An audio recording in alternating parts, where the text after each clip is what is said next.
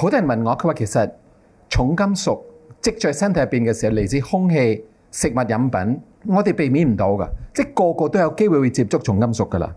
重金屬有一個問題咧，就係累積身體入邊嘅時候咧，佢會產生叫游離基破壞，即係令到身體生鏽、退化，好似啲鐵生鏽，明唔明啊？身體入邊咧有一種抗氧化咧，英文咧叫做 S， 呢個咧係一個身體自己製造嘅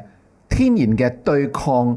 膜嘅細胞，血入邊、腦部、肝臟、腎臟，預防避免重金屬影響呢啲細胞嘅抗氧化物。一種咧叫做 metallothionein， 聽過好多次㗎啦，係咪呢個詞？另一個叫做 glutathione， 聽過未啊？各位朋友，呢兩樣嘢咧，其實咧係需要唔同嘅營養。咁即係話咧，如果我哋食咗重金清嘅話，提升身體 metallothionein、glutathione 等身體吸去到個肝度排到重金屬，非常之好。但係喺個黐咗喺個膜度、腦道、神經線、血管度、內臟、肝臟、腎臟、脾臟、胰臟、肺部嘅話，咁你點樣令到嗰個膜可以避免佢退化？咁我哋就需要脂肪酸。